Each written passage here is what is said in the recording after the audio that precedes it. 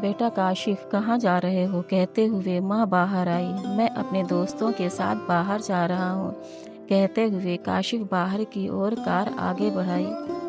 صبح کے 6 بج رہے تھے۔ سامنے کوہرا دکھائی دے رہا تھا۔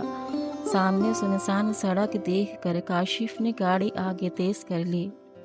ابھی کچھ ہی دور پہنچے تھے کہ ایک لڑکی جو 5 سال کی تھی آگے گاڑی کے آئی تھی کہ میں نے گاڑی روک دی۔ بچی اتنی خوبصورت تھی کہ میں نے اسے گود میں اٹھا لیا اور پوچھا کہ یہاں کیا کر رہی ہو؟ بچی اسے ابو ابو کہتے چپٹ گئی۔ میں نے اس سے پوچھا کہ وہ کہاں رہتی ہے؟ اس نے اشارے سے ہاتھ اٹھا کے بتایا، اس سامنے والے بنگلے میں۔ کاشف اسے اس کے گھر لے گیا۔ دیکھا کہ ایک بوڑھے انکل پریشان نظر آ رہے تھے۔ انہوں نے بیٹا شہانہ کہہ کر بچی کو گلے سے لگا لیا۔ بچی کو اٹھا کر پیار سے پوچھا، وہ کہاں گئی تھی؟ شہانہ نے کاشف کی طرف انگلی اٹھا کر بتایا، ابو ابو۔ بوڑھے انکل نے اسے اندر بٹھایا اور اسے شہانہ کے بارے میں بتایا کہ 6 مہینے ہوئے شہانہ کے والد کا انتقال ہو گیا ہے۔ ایک کار ایکسیڈنٹ میں ان کی وفات ہو گئی۔ تب سے شہانہ کی دماغی حالت ٹھیک نہیں ہے، وہ دن بدن بگڑتی ہی جا رہی ہے۔ کاشف میں اس نے اپنے ابو کو دیکھا۔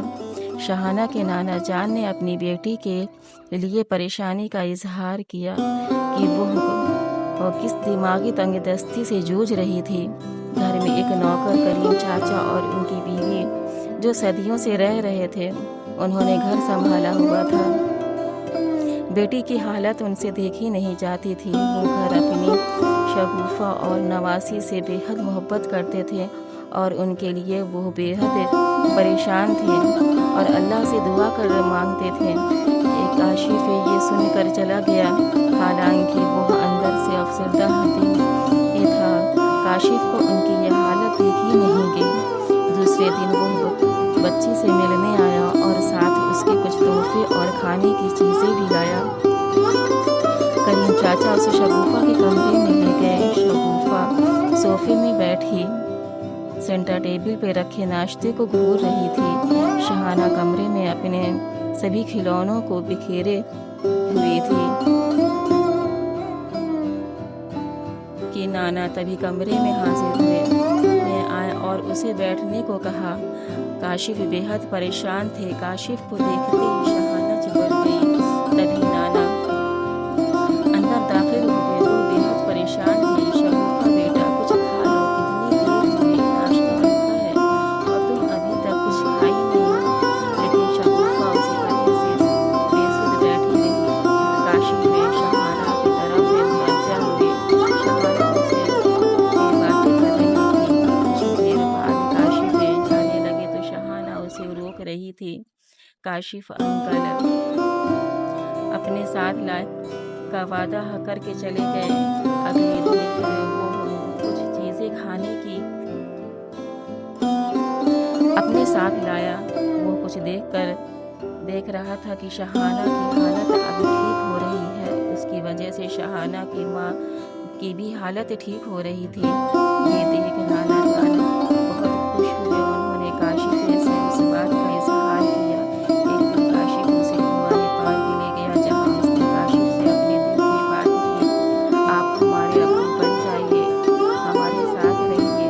پر کاشف نے اس کی بات ٹال دی۔ ایک دن جب وہ کاشف گھر سے ملنے آیا، وہ اپنی ماں کے ساتھ کھیل رہی تھی۔ اس نے دیکھ شگوفہ جانے لگی۔ شہانہ نے پھر وہی بات کہی، انکل آپ میرے ابو بن جائیے، آج ہم آپ کو جانے نہیں دیں گے۔ کاشف کچھ کہہ نہ سکا اور ٹال دیا۔ آج بڑی مشکل سے وہ اپنے آپ کو چھڑا کر لایا تھا۔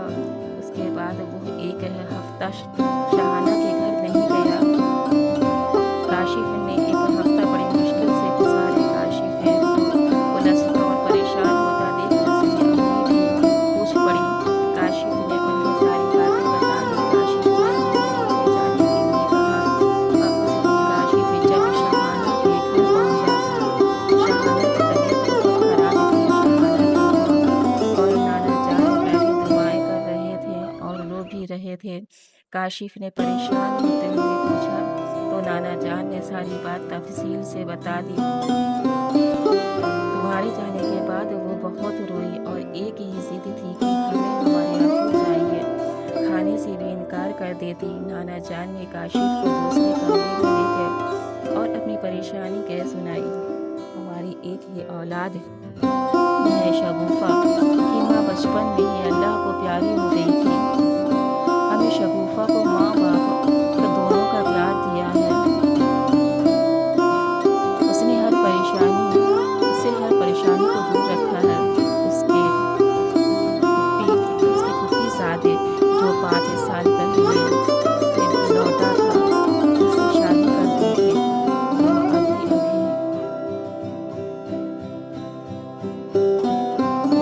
वो अभी अपनी खुशखुर्रम जिंदगी में मुब्तला थी कि एक कार एक्सीडेंट में उनकी मौत हो गई। शगुफा की हालत हमसे देखी नहीं जाती। क्या तुम शगुफा के अब बनना पसंद करोगे? काशिफ कुछ समझ ना सके।